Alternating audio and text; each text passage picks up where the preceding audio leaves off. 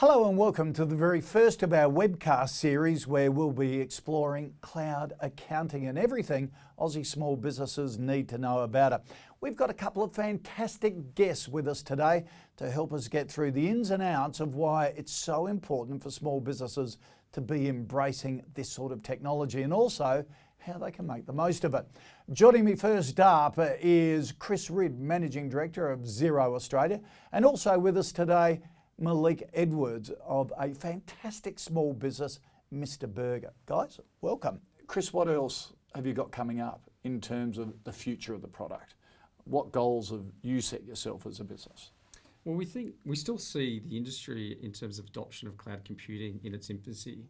So we've got a wall of innovation coming into the product that really is important for small business. So there's still a number of features that we are releasing this year, which is really getting the product to what we call, it's a position where it's really complete in terms of the horizontal accounting platform. So inventory management, we've just released online quotes. There's a whole wave of innovation. Yeah. But as I said, there's still a lot of business owners there that aren't doing the basics. And if you look at the adoption of cloud computing in small business, you would argue that it's still in its infancy. I mean, we've really got a long way to go. So part of it is really about educating small businesses about what Xero's doing, but as Malik has talked about, it's the ecosystem, it's all of the other add-ons that sit around Xero that we think there's a huge opportunity for adoption. So it's working with those, it's really ensuring that we continue to have an open accounting platform that people have tremendous choice in the industry to be able to plug into their business. Yeah. Malik, you've got 9 trucks zooming around all over the place. How does the point of sale system work and plug into Xero? Like, can you track every truck in real time and the sales that they're doing? So the way that we are structured as a business is that we have each of our individual stores as an entity which speaks to its own Xero account, and our trucks as a group speak to our own Xero account. What the point of sale and Xero integration allows us to do is that we can have all the sales going exported to Xero for the individual organisations. It's not only done at the sale level, it's done at the payment method level. So we can say, we took this much FPOS, we took this much cash, and it does it by shift. So we can drill down at the end of each week and say, what was the variance over each entity, by each payment type, by each day?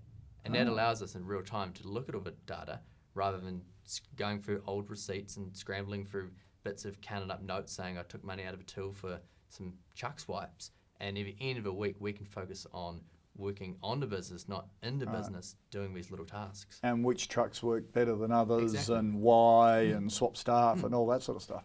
Oh, that's fascinating.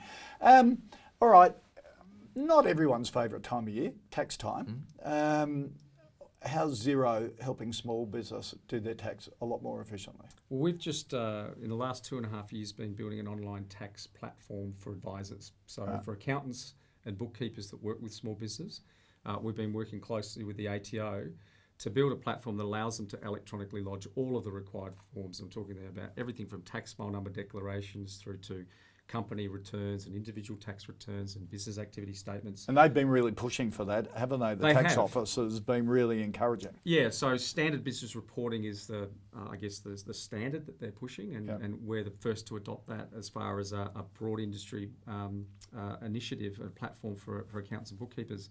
We've already done lodgements of, I think we're approaching 400,000 now with the ATO. And what that means is that advisors are going to be able to streamline that whole process of being able to do the compliance work around lodgement. And that's just taking away a huge amount of red tape with advisors. We've always been about reducing the compliance overhead for advisors. We know that... Which hopefully gets passed through to us. That's right. So... But importantly, what it means is that your advisor can now spend more time on the things that we think really add value and that they got in business to do as an advisor, which was to help you with cash flow, with profitability, to understand how you grow the business, rather than spending time on tax, rather than spending time on a lot of the administrative and cumbersome, compliance issues that take up a lot of time and don't really provide a lot of value for business owners. Yeah. Speaking of expansion in the future, Malik, what is it for Mr. Burger? What are the plans? Well, we have been incredibly fortunate as we've had more trucks and more stores. We've had more popularity as suppliers increased, demands increased. So In the next 12 months, we definitely want to see more trucks on the street. We definitely would love to see some interstate, and we've currently got some pretty exciting plans for New South Wales and Sydney.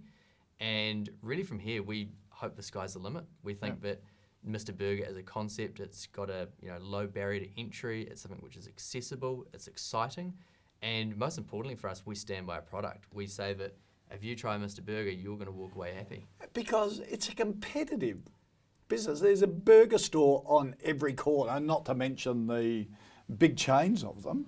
How do you compete? I think you're entirely right. There's never been a more competitive time. There's obviously some established players who are going through some changes, adapting to the market.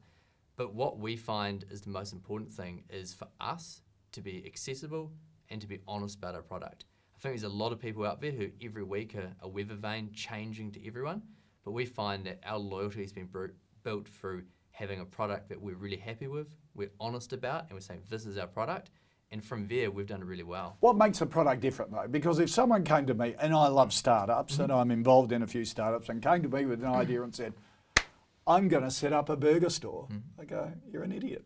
Why would you be doing that? So you're competing against these global entities and mum and dad businesses on every street corner. So what makes your business and your product different? For us, we can be accessible 24 hours a day through a variety of means. You've got mum and dad stores who are open from Monday to Friday, or you've got the big players. But for Mr. Burger, you could be seeing us one week at a music festival. The next week, you could have us at our 18th.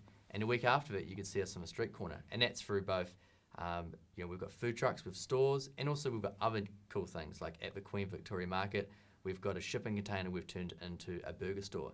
And that allows us to move it around and be flexible. And that's something which I think is really unique, and that some of the more established players, you'll see them once a week, and that's about it. So you take the burger to the customer rather than you drive through the drive-through. Yeah, it's fascinating. Chris, a business like Mr. Burger, which is expanding, has lots of teething problems, every expansion does. How much is Xero conscious of that and providing a product that can grow every step of the way? Oh, very conscious. Moving to a cloud accounting platform means that you're spending less time having to worry about running the books. We talk to business owners, and that is a huge pain point. It's catching up on invoicing. It's allowing businesses to be able to get cash quicker because they're able to invoice real time on the road, on mobile devices. The pay now capabilities.